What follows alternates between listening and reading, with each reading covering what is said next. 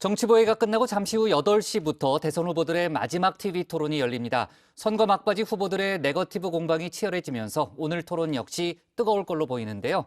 관련 소식을 유정아 상황실장이 정리했습니다.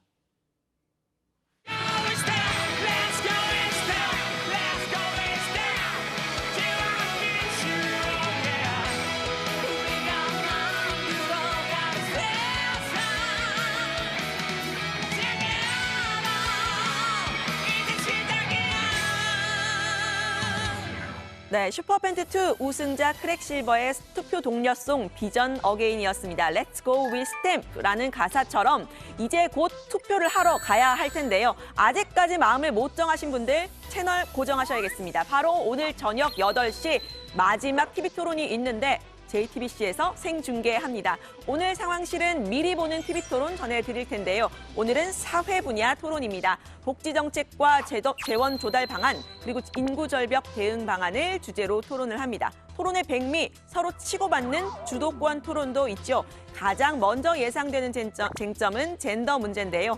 국민의힘 윤석열 후보의 여성가족부 폐지 공약 쟁점이 됐었죠. 민주당 이재명 후보는 여성과 남성 갈라치기 하지 말라 이런 입장인데 두 후보 젠더 문제를 놓고 의견차가 커 보입니다. 다시 또 이 분열의 정치가 시작되고 있습니다. 남녀를 편갈라서 한쪽 편들고 한쪽을 공격합니다. 나라를 갈갈이 찢으려고 하는 겁니까, 여러분? 이 정부가 무슨 성인지 감수성 예산이라고 1년에 뭐 30조씩 쓴다고 합니다. 그거 조금만 우리 안보에 다시 돌려놓으면 얼마든지 우리의 평화를 지키고 저쪽의 도발을 억제할 수 있습니다, 여러분. 네, 정의당 심상정 후보는 윤 후보의 여성가족부 폐지 7자 공약에 여성가족부 강화로 맞불을 놨었죠. 국민의당 안철수 후보도 폐지보다는 개편에 무게를 두고 있는데요. 윤 후보를 제외한 세 후보의 입장이 비슷한 겁니다. 여성가족부의 존치 여부 외에도요, 다른 젠더 이슈들도 다뤄질 가능성 있습니다.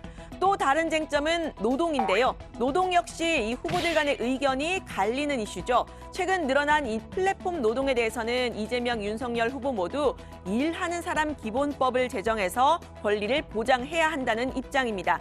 다른 쟁점들에 대해서는 입장차가 좀 있는데요. 이 후보는 이 중대재해법 5인 미만 사업장으로 확대 적용하는 걸 검토해야 한다 이런 입장인 반면에 윤 후보는 중대재해법과 주 52시간 노동 등에 대해서 유연하게 접근해야 한다는 입장입니다. 중대재해사고를 반복해서 일으키는 기업들에 대해서는 더 이상 그런 위험한 기업 활동을 못하도록 건설 면허를 취소하는 것이 마땅하겠다는 생각이 듭니다. 스타트업이나 작은 기업의 경우는 일이 몰려 들어올 때와 또 다소 적을 때 이거를 평균해가지고 인력을 대체하고 하기 어렵기 때문에 작은 기업일수록 더 필요한 일이라고 생각합니다. 네, 노동 문제를 가장 적극적으로 다루는 건 심상정 후보죠. 노동 문제가 우선순위에서 뒤로 밀려나고 있다면서 여야 후보를 향해 노동 없는 대선을 만들고 있다고 질타했습니다. 노동 후진국으로 퇴행하는 선거가 아니라 노동이 당당한 노동 선진국으로 도약하는 그런 선거 만들어주시기 바랍니다. 네, 안철수 후보의 경우에는요, 또 다른 노동계 이슈, 공공기관 노동이사제도 도입을 놓고 윤 후보와 신경전을 벌였었습니다. 노동이사제 도입을 찬성한 윤 후보를 정면으로 비판한 겁니다. 노동이사제는 찬성하시고 타임오프제도 찬성하시고 또한 고용세습은 반대하시고 저는 소신과 철학이 무엇인지 알 수가 없습니다. 네, 이번 토론은요, 윤석열, 안철수 후보가 직접 단일화 결렬 선언을 한 후에 이뤄지는 첫 대면입니다. 두 후보의 관계에 주목이 되는데요. 정치 개혁안을 내놓으면서 이재명의 주장과 안철수의 주장, 심상정의 소망이 같다고 했던 이 후보와의 관계도 관전 포인트입니다. 윤석열, 안철수 후보의 관계는 지난번 토론에서도 이미 그리 좋아 보이진 않았습니다. 정부 데이터는 공유할 수 있는 것도 있고 또 보안 사항도 있는 거 아니겠습니까? 네.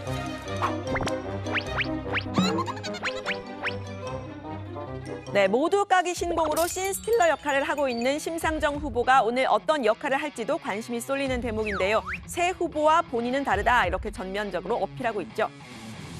국민이 키운 윤석열이신데 제가 보기에는 민주당이 키운 윤석열이 아닌가 어떻게 생각하세요? 영업정지 받은 그런 그 가게가 이름 바꿔서 다시 영업 재개하는 거 똑같아요. 비대위원장, 선대위원장 양당이 다 공이 같이 쓰고 그다음에 대표도 왔다 갔다 하고 뭐 이 자리에도 솔직히 저 빼고 다 메이드 민주당 아닙니까? 네, 오늘 토론에서는요, 후보 간 네거티브 공방도 거세질 것으로 보입니다. 원인은 다름 아닌 초유의 박빙 판세, 대세 없는 대선이기 때문인데요. 앞선 토론에서도 나왔던 대장동 의혹 역시 이어질 가능성 있습니다. 정영학 녹취록을 통해서 새로운 내용이 계속 나오고 있는데요. 국민의힘은 이 남욱 변호사가 시장님이 1,000억만 있으면 된다고 했다고 말했다는 내용 공개를 했죠. 유동규 전 성남도시개발공사 기획본부장에게 건네진 자금, 이재명 당시 시장 후보의 재선 운동에 쓰였을 가능성이 있다는 남 변호사의 검찰 조서 내용도 언론을 통해서 흘러나왔습니다. 이미 여야 공방이 벌어진 상태죠. 그런데 이 녹취록이 사실이라면 이재명 후보는 측근이 아니라는 유동규 본부장을 곁에다 불러놓고 그림까지 그려주면서 대장동에 대해서 혹은 일공단에 대해서 이야기를 했다는 거죠. 1,000억 원만 있으면 대장동은 관심 없다고 말한 저희는 또 무엇입니까? 일부 언론이 가능성 운운하며 아니면 말고식의 경악스러운 내용으로 대선에 개입하고 있습니다. 윤석열 후보 라인 일부 검찰이 허위 사실을 흘려 대선 직전에 선거에 개입하려는 것은 아닌지 의심됩니다. 네, 앞서 지난달 25일 법사위에서 벌어졌던 여야 공방도 있습니다. 서로 자료를 제출해라, 안 된다, 그럼 저것도 공개해라, 이런 공방을 벌였는데요. 민주당이 요구했던 건 윤석열 후보의 부동시, 즉 양쪽 시력이 달라서 이 군 면제를 받은 것과 관련한 자료였습니다.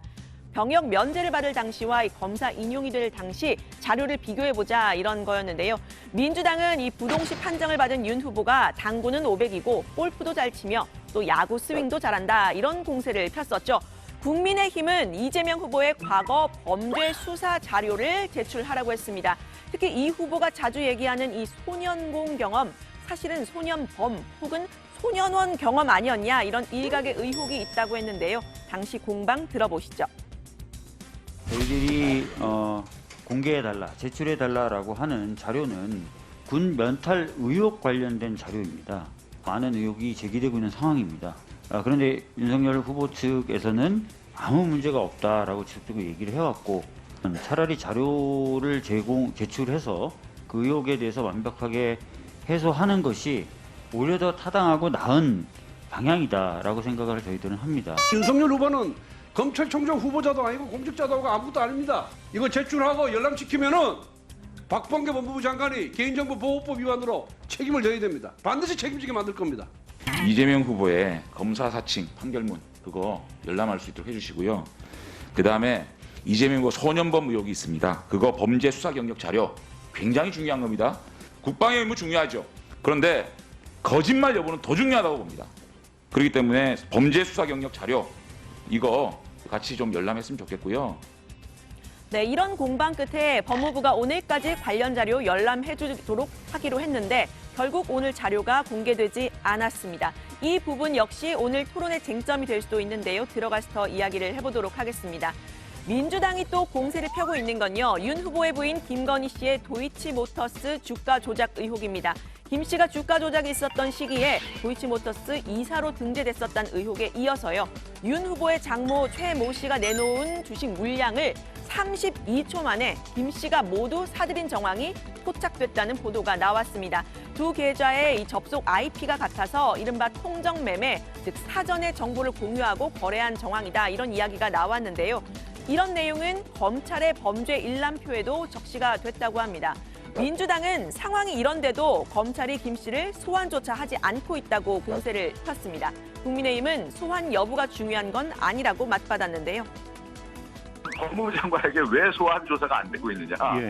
그 얘기를 꾸준히 물어봤는데 실제 이제 검찰의 수사가 지금 진행되고 있다는 사안으로만 얘기했지 구체적으로 얘기를 하지 않았습니다. 알겠습니다. 언론에서 지금 구체적인 사실이 나오니까 오히려 검찰 수사를 리드하고 있는 형국이 된 겁니다. 지금. 소환 조사 여부가 정말로 그렇게 중요한 수사의 본류였다면 검찰에서 그냥 안 온다고 해서 두고 기소하지 않고 이렇게 하지는 않았을 거예요. 일단 제가 그 소환 여부, 소환 통보 여부를 받았냐 안 받았냐 여부조차도 제가 확실하게 답변을 못 드리는 상황이니 그냥 그것을 다시 더 확인을 해볼게요.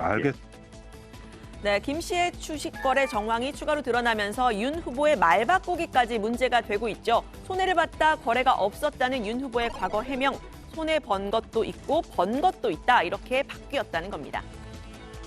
그 당시에 도이치모터스라고 하는 것은 주가의 변동도 크지 않았고 저희 집사람 오히려 손해보고 그냥 나왔습니다. 당연히 주식 했죠. 두 번째로 제 처가 손해본 것도 있고 뭐 좀 번 것도 있고 하니까 정확하게 그 수익이 얼마나 되는지는 알 수 없습니다. 네, 민주당에서는 이 김 씨의 회사 코바나 컨텐츠의 전시 이력도 문제를 삼고 있는데요. 들어가서 더 이야기를 해보도록 하겠습니다. 국민의힘에서는 이재명 후보에 더해서 문재인 대통령에게까지 비판의 칼날 세우고 있습니다. 어제 3.1절 기념사의 한 대목을 문제 삼은 건데요. 첫 민주정부였던 김대중 정부는 자신감을 가지고 일본 문화를 개방했습니다. 우리 문화예술은 다양함 속에서 힘을 키웠고 오히려 일본 문화를 압도할 정도로 경쟁력을 갖게 되었습니다. 이 첫 민주정부 김대중 정부냐 문민정부인 김영삼 정부 아니냐고 한 겁니다. 국민의힘은 역사 왜곡이자 갈라치기라면서 날선 언어로 비판했습니다. 직접 들어보시죠.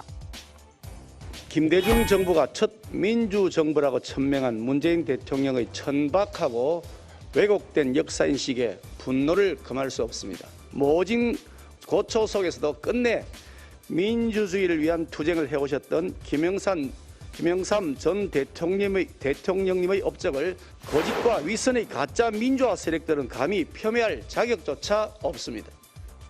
네, 앞서 문재인 대통령은 여야가 공들이고 있는 이 호남, 전북 군산소를 직접 방문하고 또 이 후보와 같은 날 K 지역을 방문하기도 했었죠. 국민의힘은 이 부분까지 포함해서 선거 개입이라고 문제를 삼고 있습니다. 일주일 남은 대선, 여야의 공방 점점 치열해지고 있는데요. 마지막까지 후보에 대한 검증은 필요하겠죠. 하지만 아니면 말고식 말잔치가 벌어진다면 중도층, 부동층을 중심으로 정치 혐오 혹은 염증을 느끼는 유권자들 늘어날 겁니다. 여야 정치권의 발언에서 옥석을 가리는 일 앞으로도 다정회에서 해드리겠습니다. 일단 오늘 저녁 8시 네 후보의 마지막 토론 JTBC와 함께 하시죠. 오늘 발제는 이렇게 정리합니다. 오늘 마지막 TV 토론 박빙 판세가를 변수될까? 불꽃 튀는 네거티브 공방.